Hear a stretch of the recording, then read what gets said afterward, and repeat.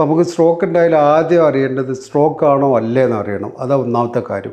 അത് സ്ട്രോക്കിൻ്റെ അതേപോലെ തന്നെ നമുക്ക് ഷുഗർ കുറഞ്ഞാലുണ്ടാവാം, പിന്നെ ഇതേ പറഞ്ഞ പോലെ അടഞ്ഞാലും പൊട്ടിയാലൊക്കെ ഉണ്ടാവും. അപ്പോൾ ആദ്യം നമുക്ക് സ്ട്രോക്ക് ആണോ അല്ലേ എന്ന് അറിയണം. അത് നമ്മൾ രോഗിനെ പരിശോധിച്ചതിന് ശേഷം പിന്നെ ഡീറ്റെയിൽഡ് നമ്മൾ ക്ലിനിക്കൽ സിനാരിയോ നോക്കണം. എന്തൊക്കെയാണ് അവർക്ക് സാധ്യത ഉള്ള ഒരാളാണോ അല്ലേ, അതൊക്കെ നോക്കിയിട്ടാണ് ആദ്യം സ്ട്രോക്ക് ആണോ അല്ലേ എന്ന് തീരുമാനിക്കുന്നത്.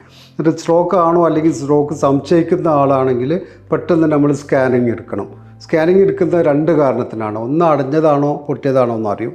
ഇപ്പോൾ സാധാരണ ഇപ്പോൾ നമ്മൾ സ്കാനിങ് എടുക്കുമ്പോൾ അതിൻ്റെ കൂടെ തന്നെ ഇപ്പോൾ MRI ആണെങ്കിൽ MRI ആൻജിയോ എടുക്കും.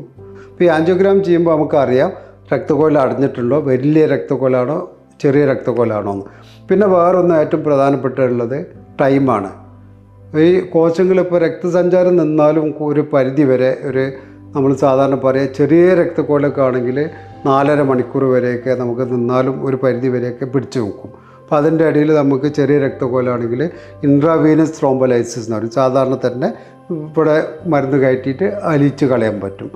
അപ്പോൾ അത് വലിയ രക്തക്കൊഴലാണെങ്കിൽ അത് പറ്റില്ല. വലിയ രക്തക്കൊഴലാണെങ്കിൽ നമ്മൾ പിന്നെ ഇൻട്രാ ആർട്ടീരിയൽ അല്ലെങ്കിൽ മെക്കാനിക്കൽ ത്രോംബോലൈസിസ് എന്ന് പറയും. അതാണ് നമ്മൾ മറ്റേ കാത്ത് ലാബിലേക്ക് കൊണ്ടുപോയി നമ്മൾ പിന്നെ ഈ ശുദ്ധരക്തക്കൊഴലിൻ്റെ ഉള്ളിൽ കൂടെ കയറി പിന്നെ തലച്ചോറിൻ്റെ ഉള്ളിലെത്തിയിട്ട് അത് വലിച്ചെടുക്കണം. അത് കുറച്ചുകൂടി കോംപ്ലിക്കേറ്റഡാണ്.